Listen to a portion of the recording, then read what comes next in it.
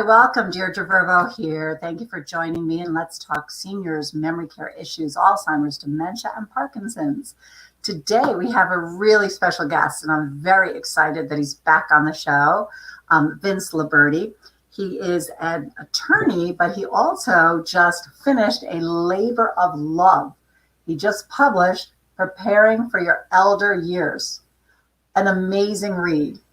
Now, he's a self-proclaimed, not the most fun person at a party, but the most interesting person at a party and who you want to talk to at a party, especially if you want to prepare for your later years or you have parents that want to save, if you want to save their assets and how to plan for their later years and know what to do.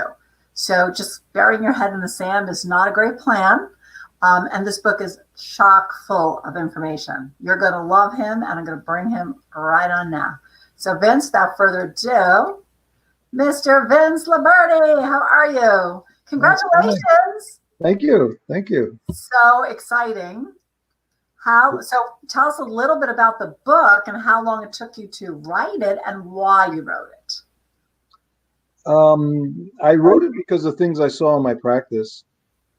I realized, particularly here in the New York to Boston corridor, people live rather well, but they don't know about the things that I write in the book. Estate planning is one thing.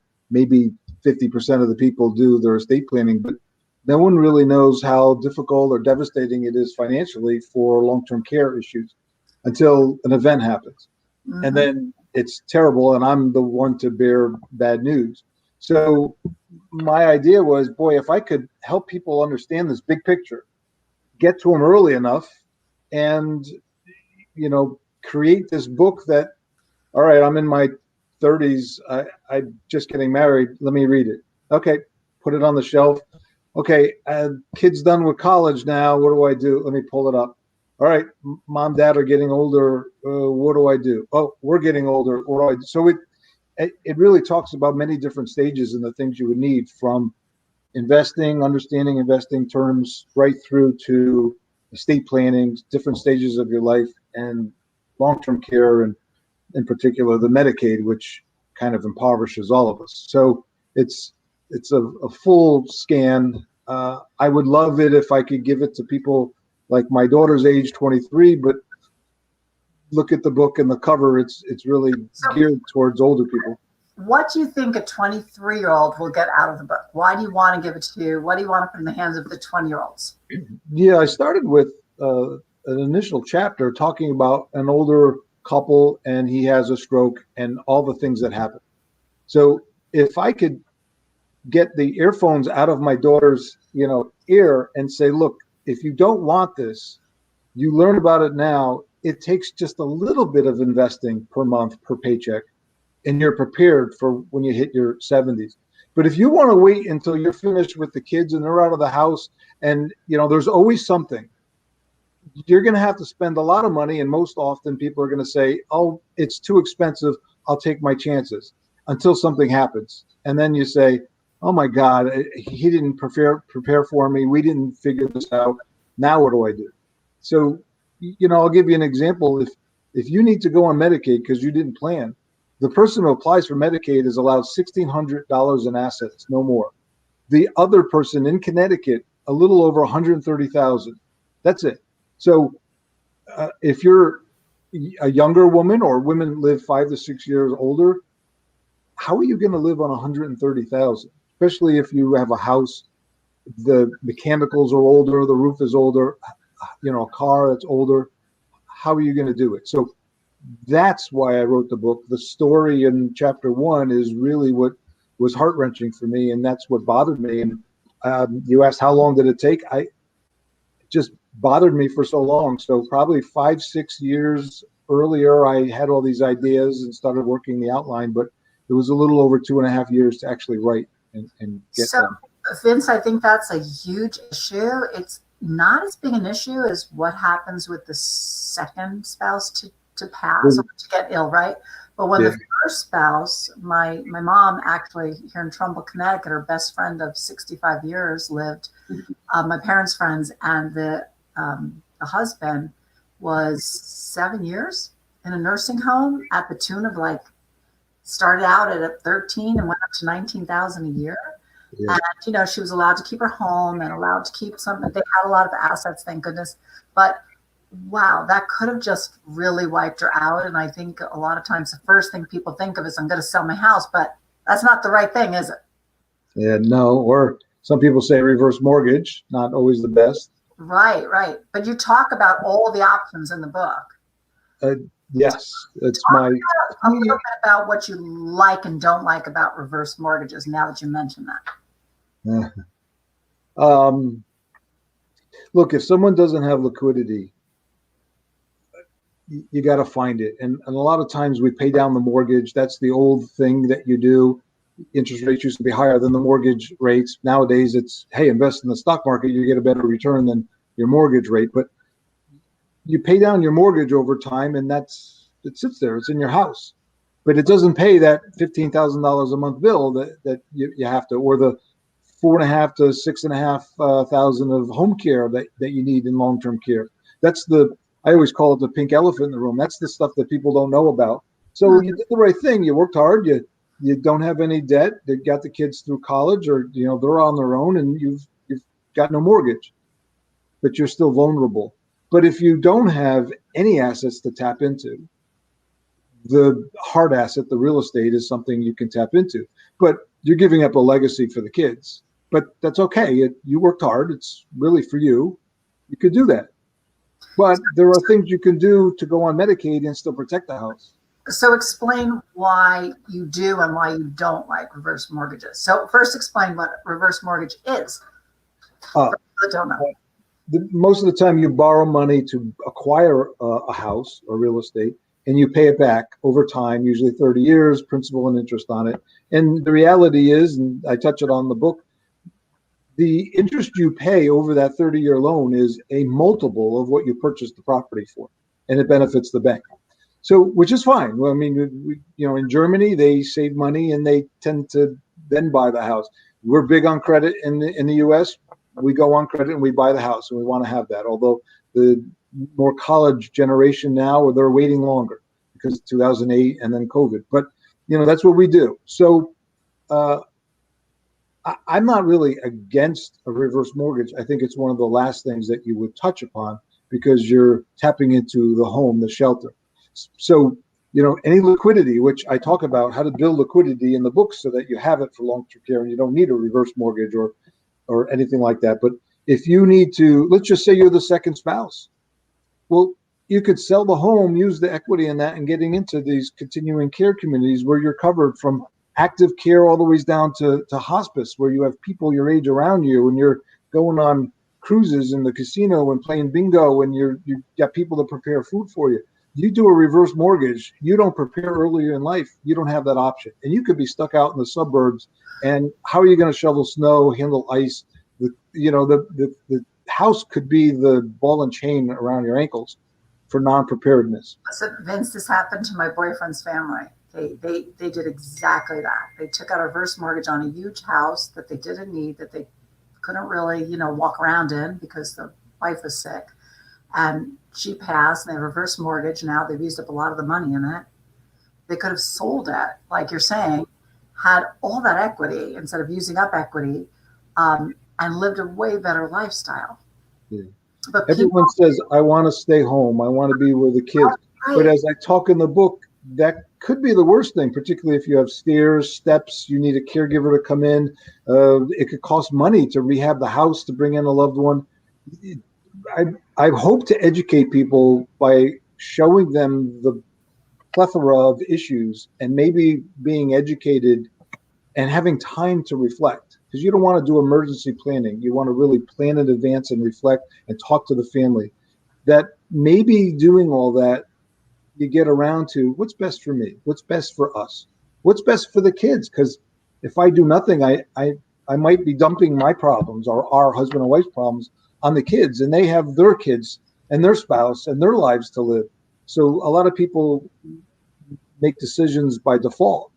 And so when do you think, when is a great age to be making a change? I realize it varies, but for instance, I feel like a lot of people, and as you say, and statistics show that like most people want to remain in their house till they die, but only about 20% do, right? Because they're either in some sort of assisted living or memory care or nursing home, go live with their kids because they can't for all those reasons.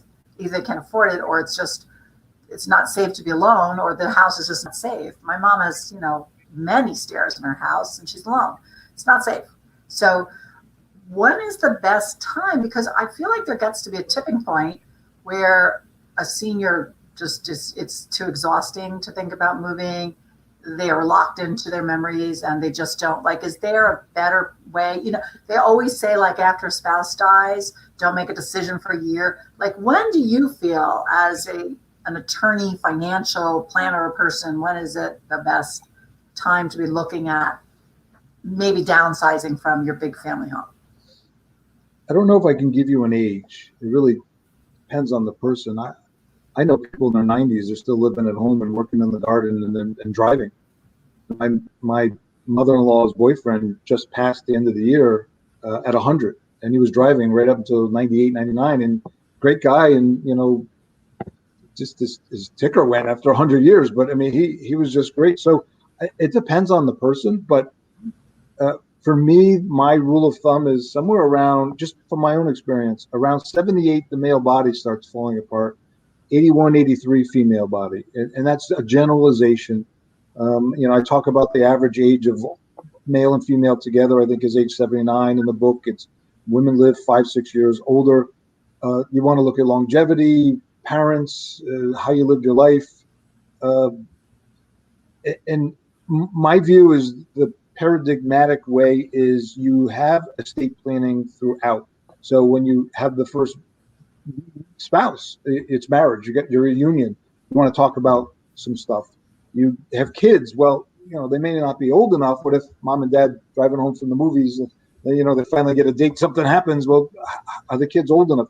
There's like trust stuff you're talking. So if you're talking with an estate planner, elder law lawyer throughout, that person should bring it up. Okay, you're paying down the mortgage, you're building up liquidity.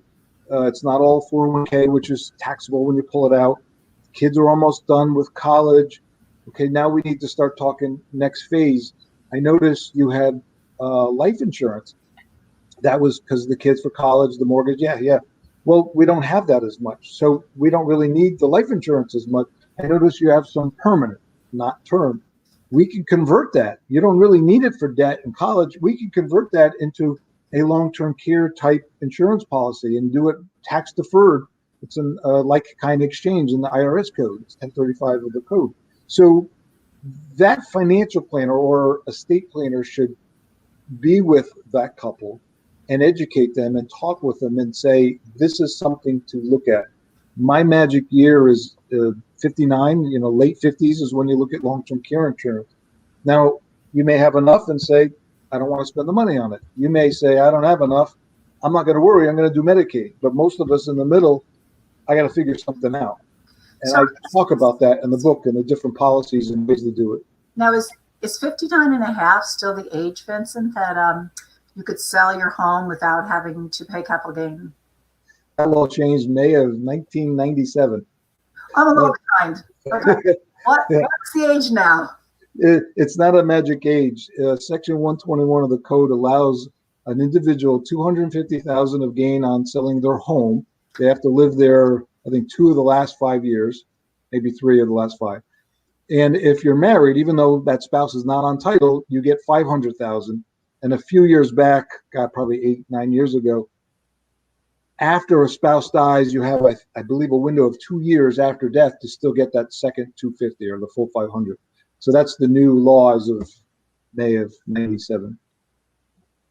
Wow. So there is not a one-time get out of jail free card. No. Oh, so if your spouse dies and you are 75 years old and you don't sell your house for 5 years, you only get the first $250,000 tax free? As long as you live there. If you move out and don't live there for 2 years, it's like an investment. You don't get the home exclusion of capital gain. And we're talking capital gain here. So then it may be a good idea to look at selling your house within 2 years after your spouse dies, if you're up there in age. Yes, but as you mentioned, I don't like people to make major decisions year and a half after they lose somebody because your brain isn't working right. And remember, as we get older, we our brains don't work on linear climbing the mountain directive decision making. We get more reflective, thinking about the old days, the family. Instead of linear, it's more round. It's developing more knowledge of who we are and looking back at our life and its value. So it's more difficult as we get older to make these more linear type decision making. So I really, and that's one of the purposes of the book, is to consider this earlier when you're in a more directive decision making mode and when you're younger. So when you're older, it's all planned out, it's all done, and you can sit under the apple tree and do the reflecting that we all do when we get older, and that's perfectly natural. Our brain changes, and that's fine. Okay, so you're saying like make a plan, but you're not, are you saying like make a plan that if your spouse dies within X amount of time, you're going to sell your house? How do you know when they're going to die? Like, what if they die when they're 60 and you want to stay there until you're 80? Like, well, here's the difference. You never talked about it and your spouse dies. Crisis planning. You talked about it, you planned, you talked to the kids. And then it happens and you say, I'm going to wait a couple years, but yeah, I know we talked about these three options. Times have changed since we talked, but I'm going to go look at it. I'm going to look at the different facilities, see how they've changed, maybe apartment living, maybe condo, maybe go to Florida. I mean, so it's not a new scary thing after a spouse dies. It's something you've discussed all along. It's part of the planning. You discussed it way back when the last kid was in the last year of college, and you said this will happen. So it's not a scary moment. And it's good to discuss with your spouse while everybody's healthy and alive. So Correct. Everybody's kind of making a plan that makes sense for everybody. And, we each have a different aspects we bring to the relationship. I might be good with the money stuff, but my wife is, I could probably care less about whether we have a garden or, where we live, but she wants a home. So together we find the right place. She may want to read and I may want to be in an outside garden. So we find that place. So it just helps when you're doing it together, because when you lose someone, whether they have dementia or they've died, part of you's gone and it's difficult. And some people just say, I can't do it. And they stop and they shut down. And I think it's super hard when somebody passes to have to make decisions. And even if your kids are kind of pressuring you at some point, you still don't want to make the decision. Well, that's the problem. We younger kids, come on, you got to make a decision, Mom. You got to do this. Look, here, I explained it. These are the two options. But the older person, the brain is not working that way anymore. It changes. And they're not as from A to B-ish as we younger folk are.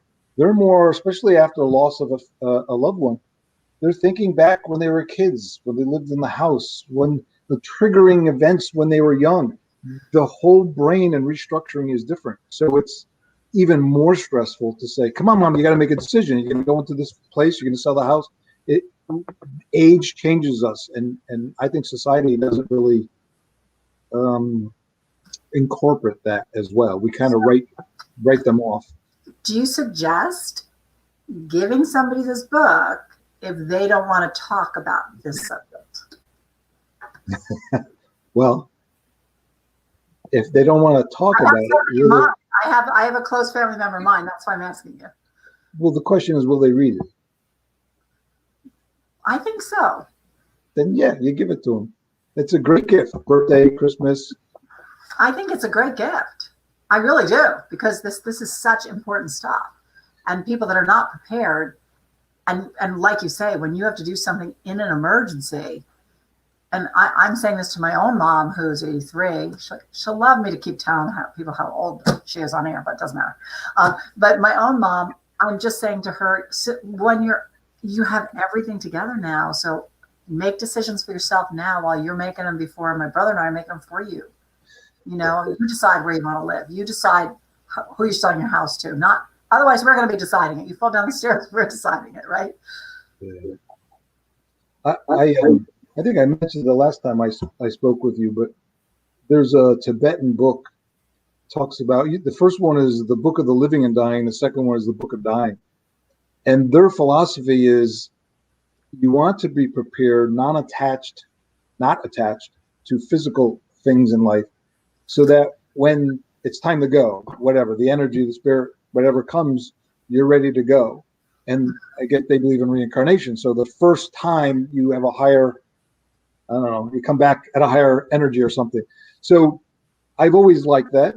And I thought if somehow I can help people so that they're not worrying about the kids, the spouse, the family, the things, if it's all settled, so when the time comes and you're lying in your patio, your porch, your bed, you don't have to worry about that stuff. You could think about the happy stuff, the grandkids when they come in, whatever. So I guess the hidden message is I really want people to prepare so they can live better. You know, as a kid, mommy was Catholic Italian, so I grew up a little Catholic and, you know, thought about that priesthood stuff until I really looked at it and said, no way. I like her. But so that didn't work, but there's still things that I could do that really help people. And I think this is one of them. Look, nobody told me to write this book. I didn't have some editor or producer to say this is a great idea. I just did it because it oozed out of me and step by step. And next thing you know, I get this book and I look at it and I say, oh my God, I can't believe I did this. This is greater than I ever would have imagined. The cover and the advice I got was just beautiful. I mean, and it's and I know you did it as a labor of love, and I know you did it because so many people come to you in crisis, and so many people come to you haven't prepared anything, and it divides families. Talk about a little bit about how it divides families if you haven't planned even a will or a healthcare proxy or anything.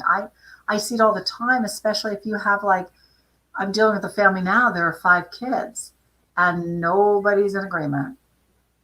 I write some stories in the book about some pretty bad situations that have occurred as well. So that's why I like to discuss it. I tend to think that dads, but mom and dads tend to say, well, usually it's the daughter or daughter-in-law, they'll take care of me. She's sweet and nice.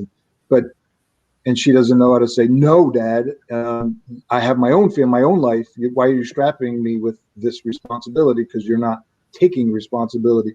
But if they get together and that mom or dad says, I would rather live with you. I would rather you come live with me. Can we do that? Well, what are the burdens? What's the liabilities? What are the statistics? Well, I talk about that in the book. You less income. And that impacts the woman as she gets older. And remember, women live longer. So the husband, if the husband didn't get a good policy or take care of that spouse, she can get a double whammy. And in the beginning, I thought about calling this book Women at Risk because that's what I see.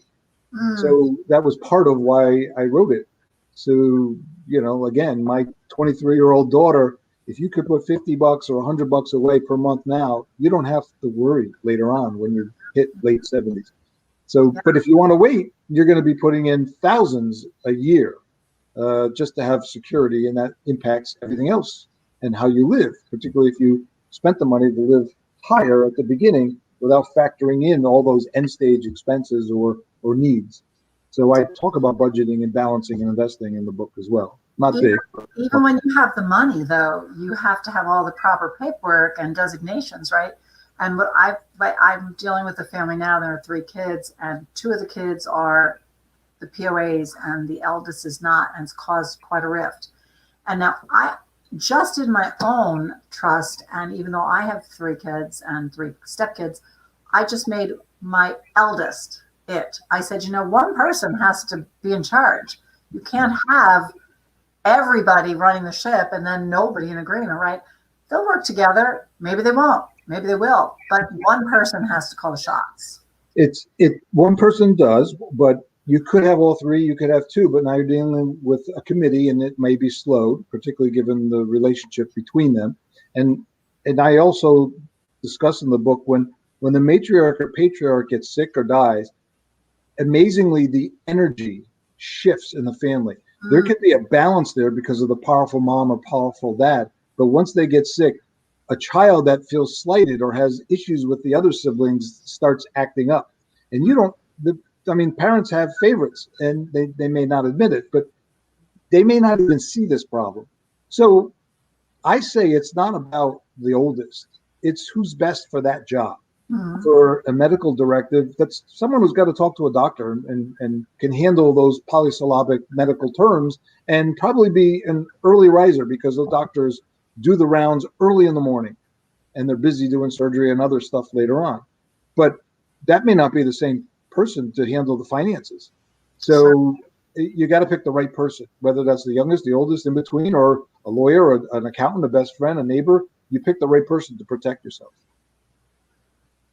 Yeah. And I tend not to rely on power of attorneys. I do them. I rather have assets funded in a revocable trust and a trustee manage all the money, pay the bills, because there's laws back to England in the 1300s that deal with trust. So it seems to me a lot easier to make a trustee accountable for a breach of fiduciary duty than having to sue and probate, which is slow, and get an accounting, and then get that attorney in fact or agent under the power of attorney to account for everything. By the time they account and the process is over, the money could be gone. So I have an interesting thing going on now in my home. A gentleman doesn't have a POA for himself, and his wife is quite a bit older than him, and no kids, and they're from another country. So all their families in another country. And I said to him, well, in order to come into our home, not only do I need a POA for your wife, but I need a POA and healthcare proxy for you. Because if anything happens to you, what do we do with your wife, right? So he didn't have a relative or close friend in the States. So then is it an attorney like yourself? Are you people's POAs? How does that work? Yeah, of course, you want to find someone you trust, but lawyers, an accountant, if we're talking bigger money, there are trust companies and banks. They charge fees, but I have had plenty of people that have had neighbors, and especially now I have a whole handful of them, and they don't charge. They are very loving and kind, and it's the old neighborly, and they've taken care of people. So it really, you want to find the right, honest, honorable person, but it just doesn't have to be family. And in some instances, it's not children. I had one guy who had 4 kids, and I had to go to the hospital, and he said, they're driving me nuts. I want to get rid of them all. I want to just appoint you, so I know it'll get done. Yeah, and I said, okay. Okay. Yeah. Well, yeah, because if you don't feel like your kids are either going to be in agreement or you're going to leave it fighting, but and I personally have a thing over if you don't prepare and you just think it's okay not to prepare, you are leaving not your kids just with a burden, but you could leave them, separating from each other. And if that's, after you die, they could be getting mad at each other over things because you didn't prepare. And is that the legacy you want to leave behind? In particular, I guess I'm picking on dads, but in particular, dads do this. And maybe we guys are a little more cerebral and not as connected to heart. I don't know. I guess that's changing now, but now that I'm getting older, I'm realizing maybe I'm a bit like my dad and the older generation. But we don't want to get involved in that, and we don't take charge. And I guess we just assume the kids will work it out. But yeah, that indecision tears apart families, and I've seen it over and over again. And that is probably one of the greater, they fight over money, but the neglect of a plan or discussion is probably the greatest thing that causes the split. I've had people say, look, I'm just going to deal with my sibling until this probate is over, and I'm done. I'm not talking to her or him again. I've heard that numerous times.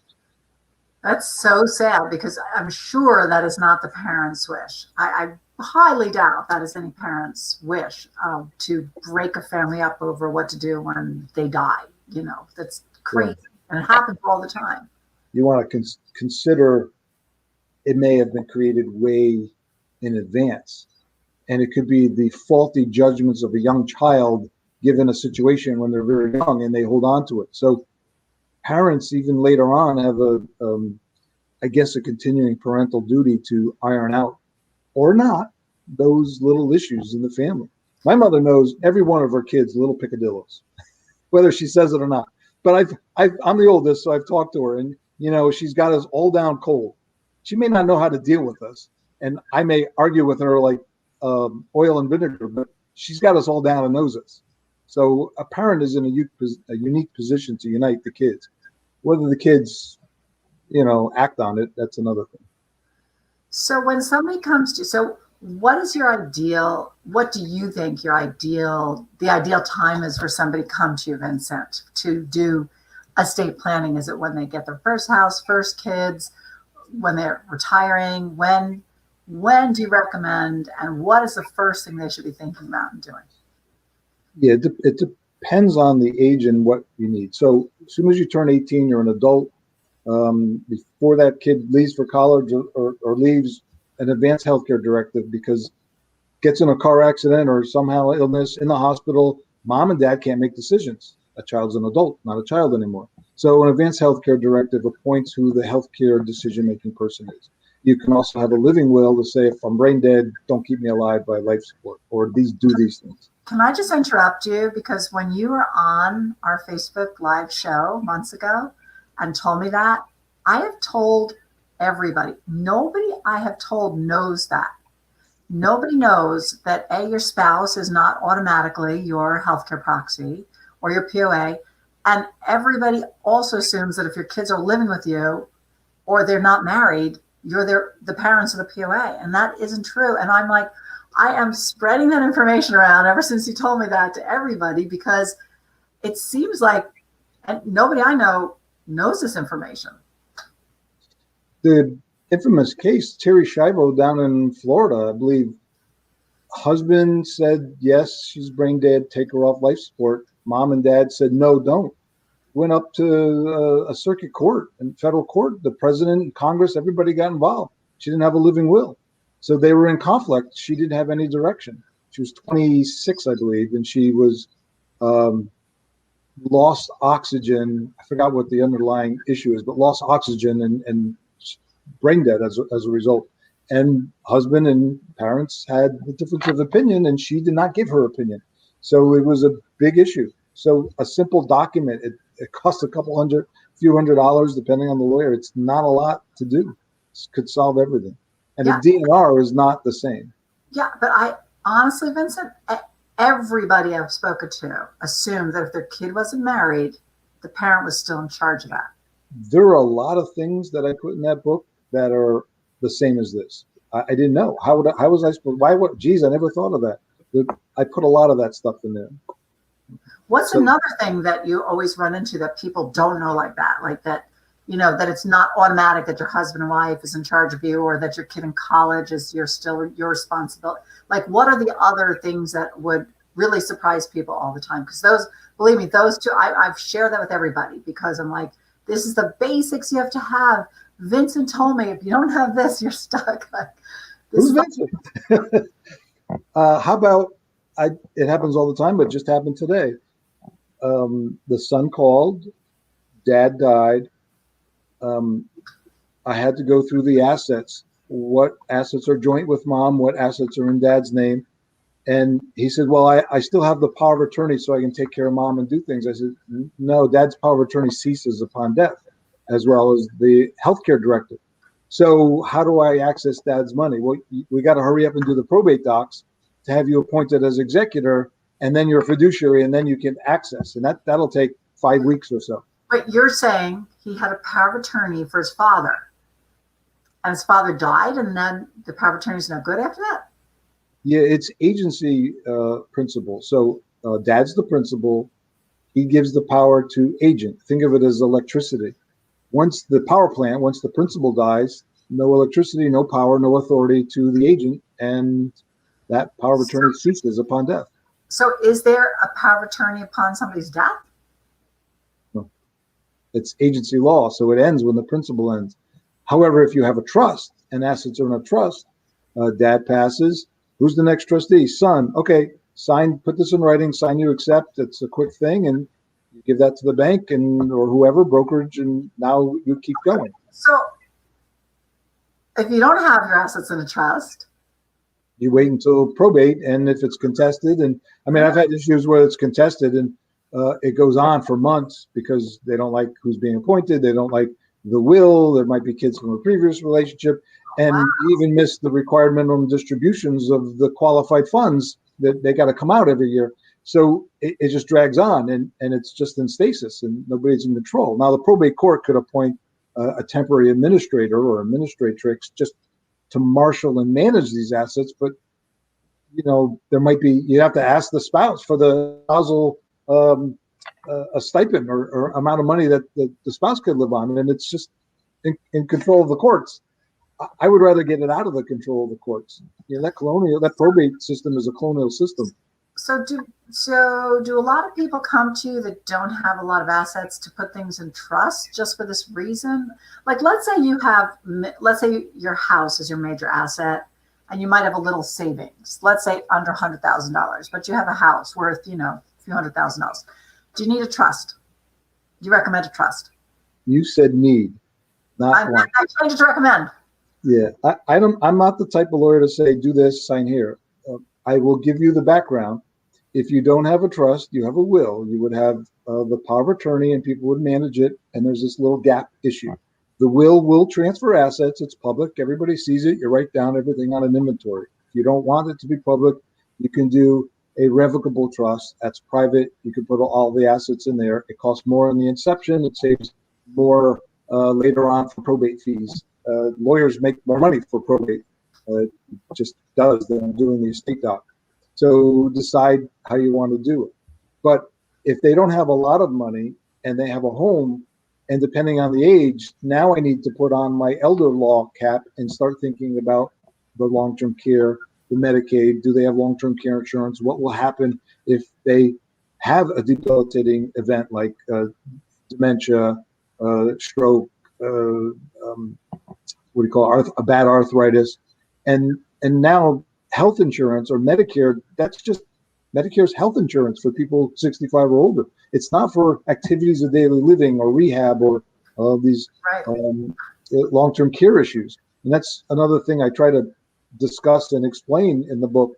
Many people think the government will cover me, Medicare will cover me. Well, it doesn't. You either pay for it yourself, which you said it went up to $19,000 a month.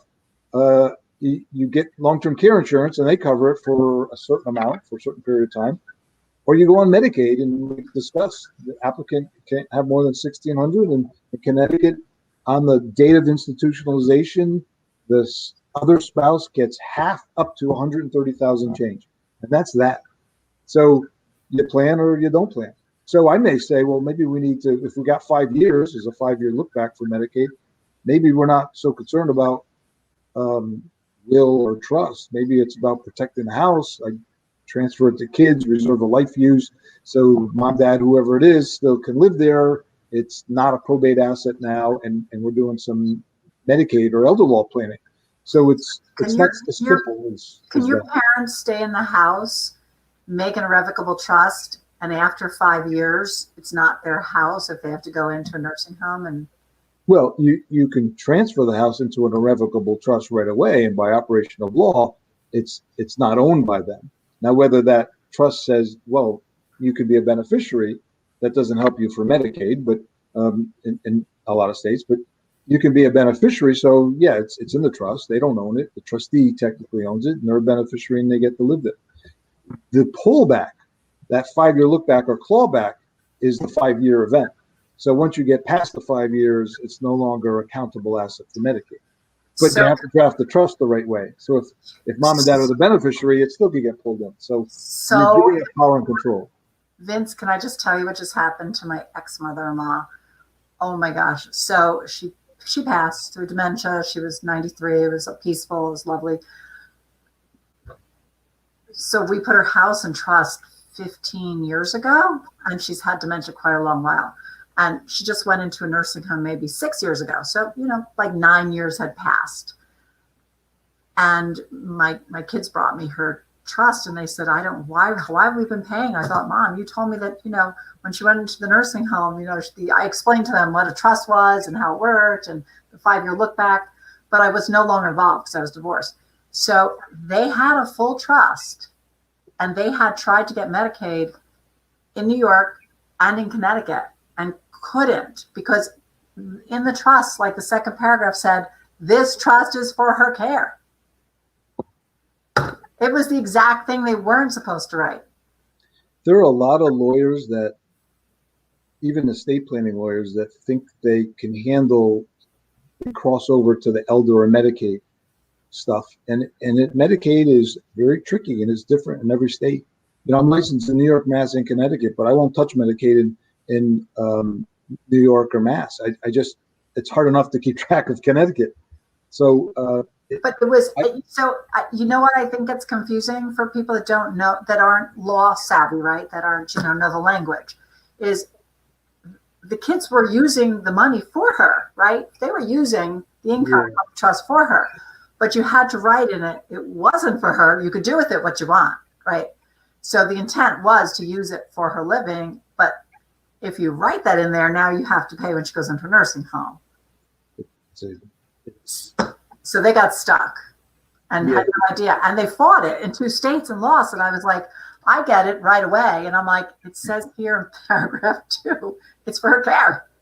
But they didn't understand. They thought they were doing the complete opposite when they made it. I discuss in the book types of lawyers that you would probably look for.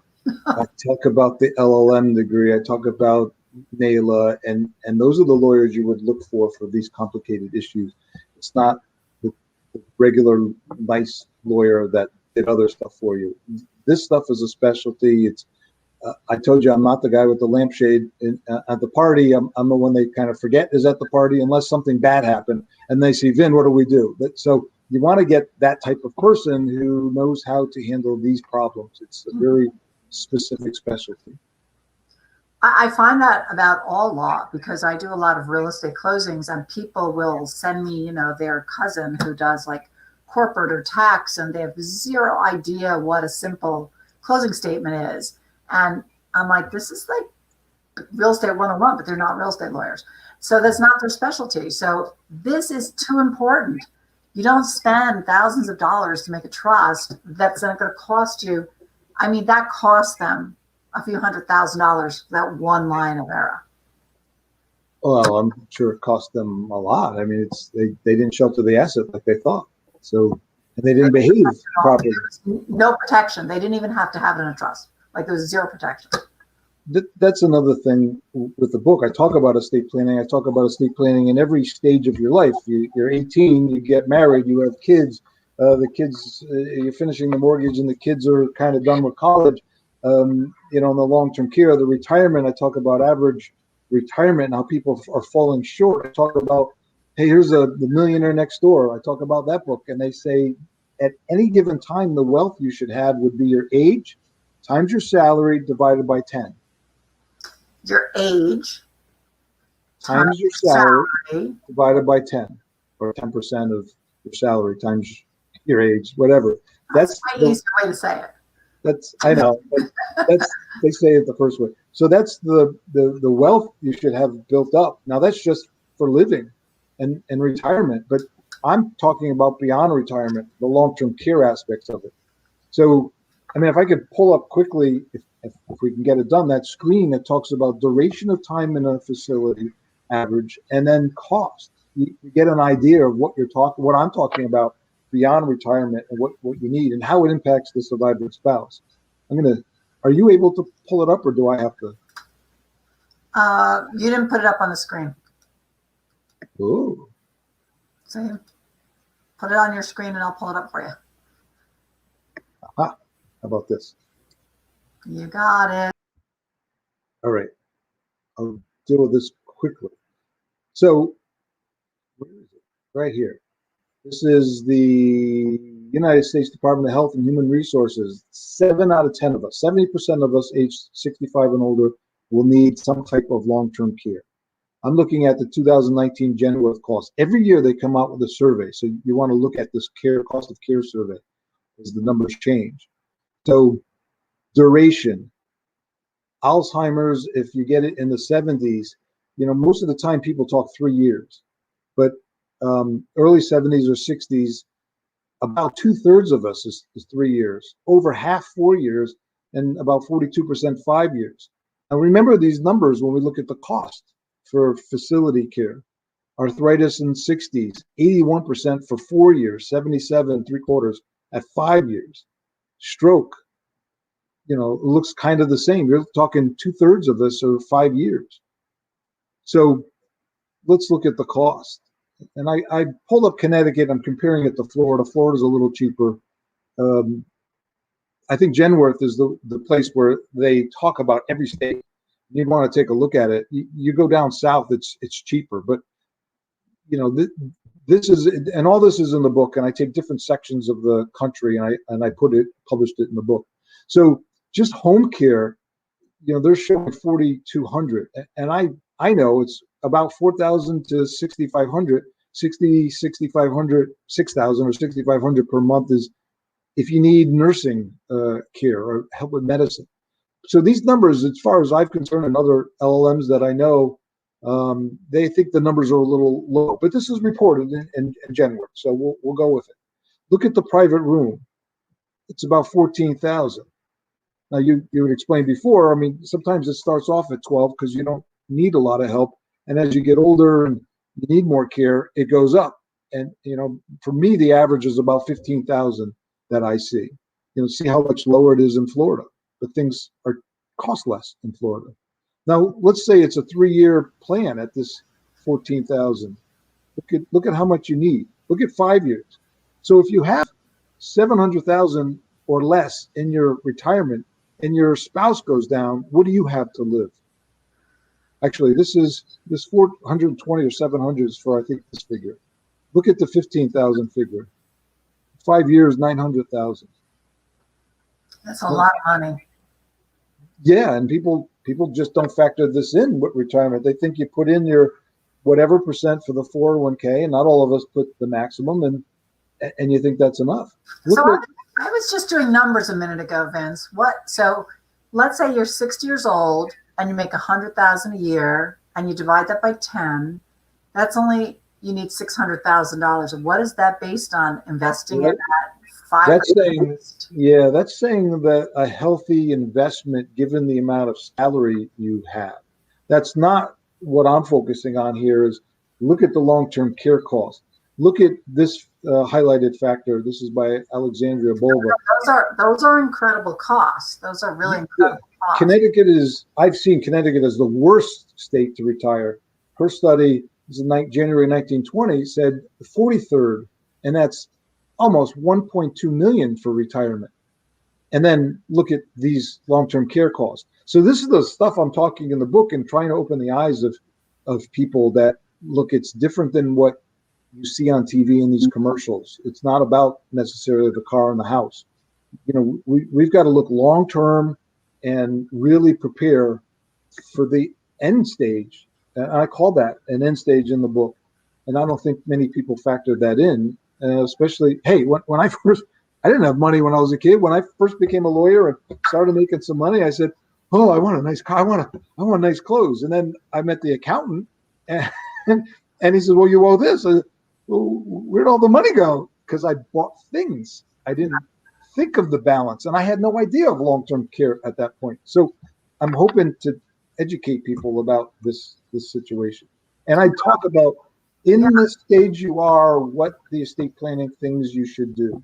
So you kind of have a blueprint. So, I have a CEO friend who it's about $250 million company, and he looked at the book. He said, he's got a big voice. Would you mind if I gave you a critique and some, critique it a little bit? I said, yeah, okay. Well, I thought the book was excellent. The only one thing I would do is you should say in the beginning, at age 40, make sure you look at these pages in the book, put it on your shelf because you're going to need it. At age 50s, you should pull it out and look at these. Age 60s, age 70s, the laws may change, but the information in here you need throughout. So don't throw this away. This isn't you just read it in the park. This is, like I said, a guide on the top of the book. It's a guide for many years for your life to manage things. Yeah, I know I'm kind of geeky. I'm the financial person. I think about economics. I studied economics, and I am thinking financially protecting my clients. But that's why we come to you, Vincent. That's why people come to you. That's okay. You don't have to be life of the party, but you're the person that studies all this, puts it together, so we know what to do to come to, because you can't study everything, but you also don't know what's going to happen in life. For instance, my son-in-law, who is very young, has brain cancer. He can't get life insurance, and he has 2 babies. So you don't know what's going to happen. So you do need to prepare for, you could be healthy now, but you could get cancer at 28 years old. So it's really good to prepare whatever you can young. And I love, well, you tell me what you think of it. Not just that I loved it, but I love the hybrid long-term care policies. What do you think of them? Well, it depends. Again, there isn't a suit that fits everybody. And maybe you just get another custom or another fitted a regular suit, and sometimes you do custom. So a hybrid has long-term care as the main focus. With life insurance, you get something back if you don't use it.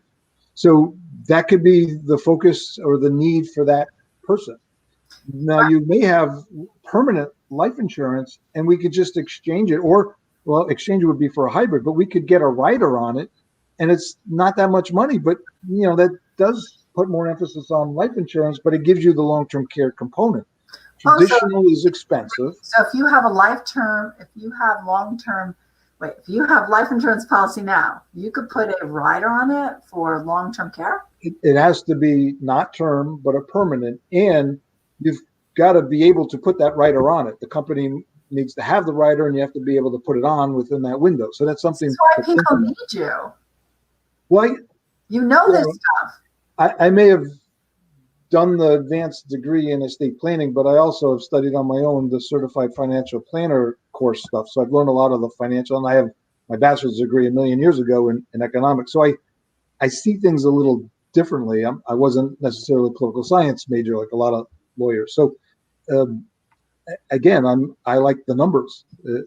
I also see how if you don't prepare yourself with the numbers, it affects the health of the couple or the surviving spouse. There's nothing like going to someone who's in a poor facility and they've lost that light in their eyes, and they don't have that life they once did. I saw a diplomat lived a long life, and he lived a good life, dressed well. I remember before he had dementia, the end of his life was nothing like the life he lived.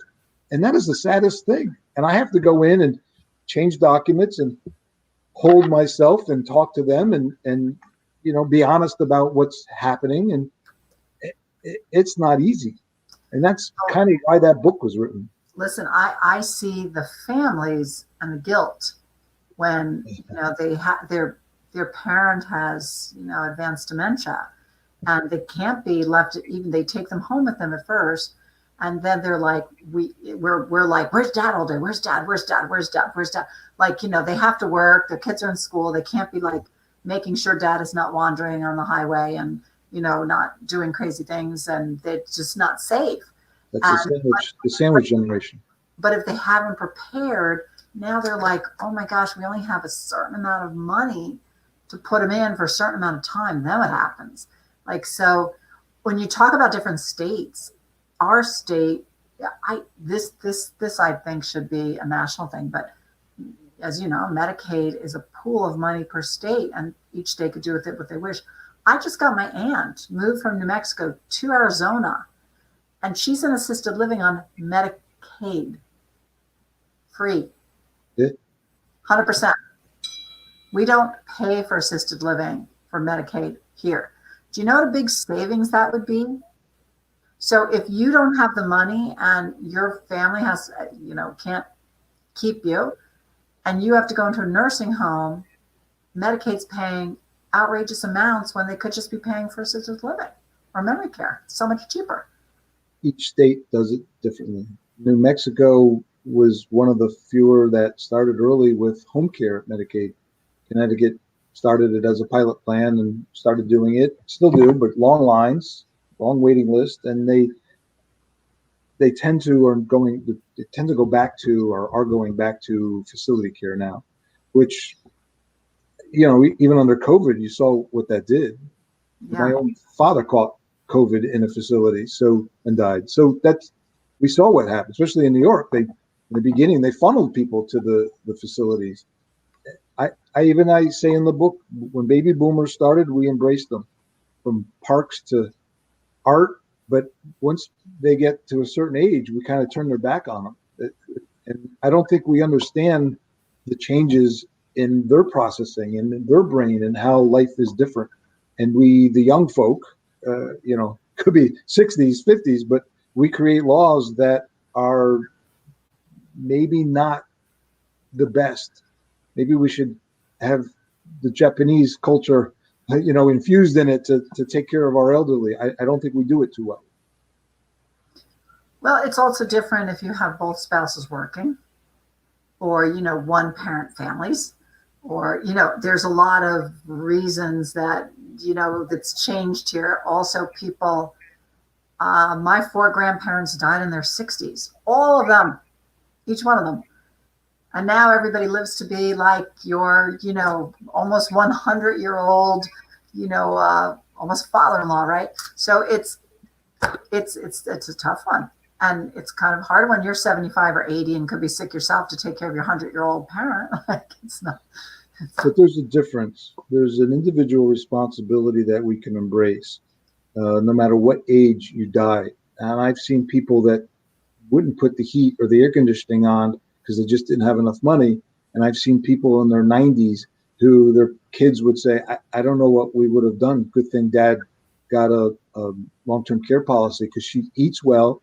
Some people, they don't go shopping because they don't want to drive. It's a little scary. They don't buy food because they want to save money. So they're hurting themselves on all different levels because they don't have enough money because they didn't plan.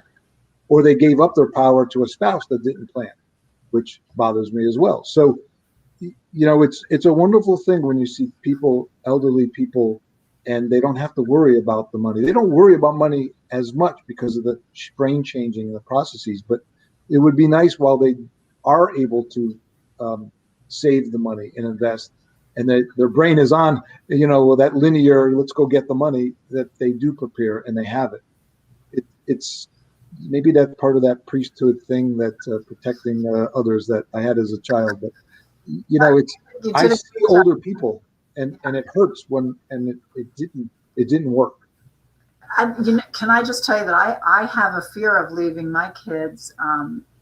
I have a fear of me not being prepared for my own kids. So it's one of my. Talk to a lawyer.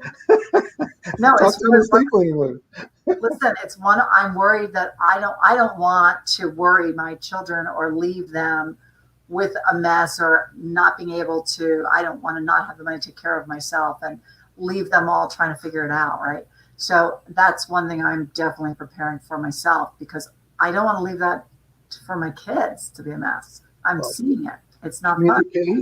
Communicate, be honest, and by communicating, you're educating them so that they will be, or if they choose, have a higher probability of being successful. But it's a process. So you may look right now and say, I can't get all that done. I don't want the mortgage. But that's okay. You do your best today, and you know the direction. You see, even like reading this book, the direction of possibilities and what you can do. In the moment, you make the best choice you can based on what you've learned and what you know. And you communicate with the kids so that they know what's best for them, and they know what to do if the dementia or the stroke or something happens to you. And that's the best we can do. We have a lot of people here asking questions. So how can they get the book? Oh, it's very creative. Remember, I told you I'm boring. Put .com at the end of that title. Preparingforyourelderyears.com. Oh, Preparing for Your Elder Years. It's also on Amazon, isn't it? Is it on Amazon? It isn't yet. No. It will be soon. I'm waiting on that because the truth is, if I put it in the bookstores and Amazon, I get about $1 profit. That's about it. Oh, well, that's So, okay. so that is a website. My wife created that website. That if you want an inscription from me, tell me the inscription you want. I will write an inscription on it and get the book to you and give you some nice bookmarks they're not paper. They're really nice bookmarks. So you'll get a little bit more by buying through that website. I love it. It's a great book. And Tell me what you think about it. What do you like about your approach to it? first, I love this kind of information because I'm of the age and I want to prepare so that my kids are not left a mess, like I told you. Second, I'm really happy that my parents brought us in. When my dad died 5 years ago, my mother brought my brother and I into her trust attorney in New York and sat down and we changed her irrevocable. She did everything, but we were brought in at that point to know things. Before that, they were, I don't want to say secretive, but we didn't know anything about anything like they were doing. We knew they had trusts and we were the trustees, but we didn't know what the money they had, where it was. They weren't sharing anything. But now that it was just my mom, now, she was more forthcoming about what's happening. So, because, she's feeling her own mortality. So I really appreciate that she's done that and brought my brother and I into knowing what to do and that we talk about it. So I want to do the same for my kids. So what I honestly like the chapters in the front. Well, I'll tell you, I like that you can read. You can look at the chapters right off the bat in the front and they're descriptive. So, okay, not to show everybody, but the chapters, you can kind of look at just the chapters and they're descriptive enough that it's really easy to go to hone in on like what you, if you don't want to read the entire book, like if you don't want to sit down and be like, well, let me see, there's a good show on Netflix tonight, or I can read 354 pages here. No, I'm saying not that everybody's not going to be doing that, Vincent, but I love that you could just go and say like, oh my gosh, here's a chapter about understanding the place and care of long-term care insurance. This chapter is on preparing for illness. You can kind of go right to, and you have it spelled out. So you can go to the chapters that most pertain to you first and then read around it. I kind of like that. I think it's very well organized. When I was young, I excelled at two things, those little tests that they give you. Organization, which I figured because my mother was a secretary, I was good at that. And those technical skills like engineering. Everything else I was not all that good at. So I toiled with that book on its organization. I moved chapters around, like that first chapter of Ellen and giving the description. That was at the end. I moved it all around and I really worked hard on my transitional statements so that it flowed as a book. But I also worked on that outline with subheadings so that, if you're worried about placement for mom or dad or whether they stay home or not, you can go right to that chapter. That's I really appreciate that because there's 5 pages of the table of contents that's spelled out. Yeah. So just like, chapter 3 is learning estate planning, probate, and asset protection. And then you spell out 10 things under it. So you could like go right to where you need to go. Here, transitioning divorce. If you're getting a divorce, you could be like, oh, that's page 151, that chapter. So like you could go right to kind of the stage you're at, hone in on that, and then go back to the other part of the book. So I feel like it's almost like a guidebook. Well, that's right. Not just like, I don't want to say you don't it. have to read the whole book necessarily. It's like a guidebook for what you're going through at the moment. That's why at the top of the book, I said it's a guide.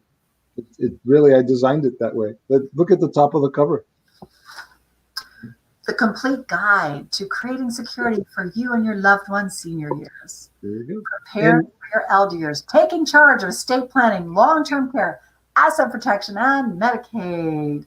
I should mention, it's not all about Medicaid. The last chapter is about advanced estate planning techniques. So it's for someone that has done well and built up wealth. So, it's a blend of the estate planning and elder law, Medicaid type stuff. So there's a lot in there. Can you show people the actual cover? Take the flap off, because so many books are just a blank cover, and this actually has a real cover on the book. Yeah, see, is that the flap? Well, that's the book or the flap. If you take the flap off, that's the book too. Yeah, that's the actual cover. Yeah, this is the book. This is the book. Yeah. Who's this handsome guy over here? Yeah, some guy a couple years ago. Yeah. No, I love it, and it's very professionally written. It's very clearly written. The outline is great. It's in layman's terms to a pretty complex subject, and so that's all fabulous, and it's just very professional. And I was telling you, I used to own that agency, and this is just so beautiful, like just what you did. And I just love everything about it. I love that. I just even love that you wrote it. I know it was a labor of love and took you years and years. And you probably did it because you got tired of answering the same question. Well, to buy this book is a fraction of my hourly legal fee. And if I explain things for an hour, as soon as you get down to your car, you forgot a half of it. The next day, you forgot half of that.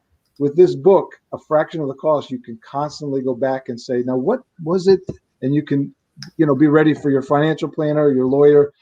It's, like I said, a guidebook that you can keep touching on. And if you look at the back of the book, I have a whole bunch of intake questionnaires, newsletters, a whole bunch of things that touch on different aspects of this. So you can actually write in this book your 10-step action list. I ask questions at the end of every chapter about what you would want to do that pertain to that chapter. Looking at the Social Security website, when you can get Social Security and the extra money you'll get if you wait until 70 years. There's a whole bunch of little user-friendly stuff in there. It's not just blah, blah, blah, estate planning. No, this is great. Like a simple intake. My mother would kill. My mother's a librarian, so she'd kill me if I wrote a hardcover book. But if you photocopy these pages, you could give them to a lot of people, right? So do you have a written plan of interest? Do you have a will? Do you have a revocable trust? Do you have insurance? It has a lot of a healthcare agent appointed. Do you have children from a previous marriage? That's important.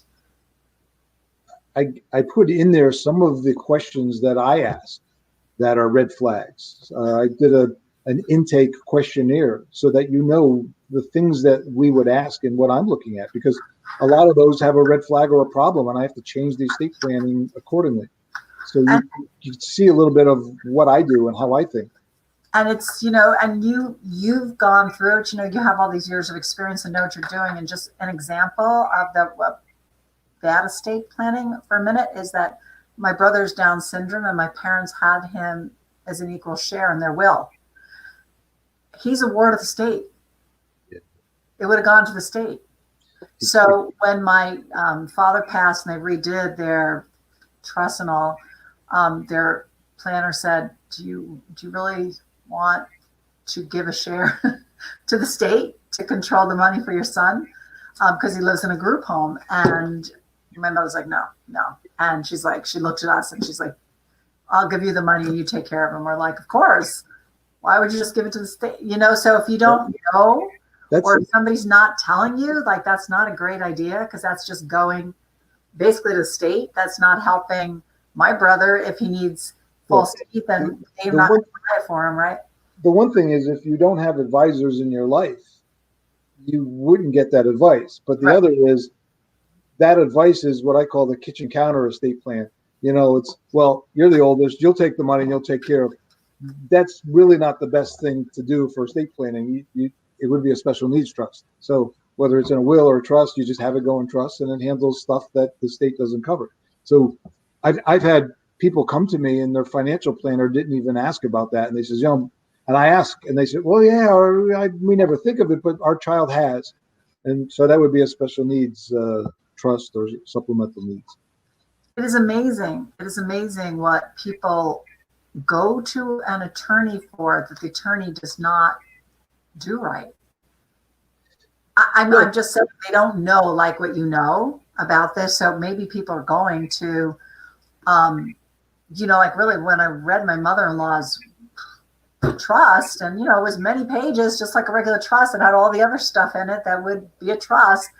But I'm sure that when the attorney asked them, are you going to use the money to pay for her care? And they said, yes, we are. Yes, we are. Yes, we are. He put that in the trust. Like, they didn't understand that. So keep in mind too that some states, well, Florida is very expansive. You can buy a second home and use the income. You can't have a second home in Connecticut. Rhode Island around here is the most liberal and more expansive. But if the individual lived in Rhode Island, did the trust and estate planning in Rhode Island, and then somehow came to Connecticut and needed long-term care, well, that I've had situations where that Rhode Island trust that worked there does not work here. So just going across the border impacts the long-term care and Medicaid and the issues. So you really got to be careful. One last thing we touch on then, whenever you have a major life change, you need to go back to your trust attorney, right? Divorce, change of state, change of address, like you moved to Florida, you moved to a nursing home, you got to go back and look at it, revisit it, right? Before you're divorced, before you sign the judgment, see a financial planner to see how it works, and then an estate planner before you sign or before you say, yes, I agree. Well, Vince, we could talk for hours, but I love your book. And if anybody wants it, preparingforyourelderyears.com. Vince Liberti, and you are right here in Connecticut, so nice local guy. And but you can work in what state? New York, Connecticut, and Mass. New York, Connecticut, Massachusetts. Thank you so much for coming on today. You are a wealth of information. And now I have some new stuff to tell everybody that I meet now. And that is fun at a party, information. Not the parties I go to. It's all the presentation, Vince. It's all the presentation. Yeah, I guess so. You know what I mean? It's all the presentation. So, but yes, people are very happy when I share with them things you've shared with me, because they don't know. They don't know what they don't know. So now let me just see here. We have one last question for Robin Staver. She's a geriatric care manager, actually, right here in Fairfield County. I find some of the attorneys now ask if you have an adult child with disabilities that you want to plan for. That's important, right? Well, yeah, for two reasons. One is, like we said, maybe you don't want to give a percentage, a full equal share to that child. You would want to do a supplemental or special needs trust.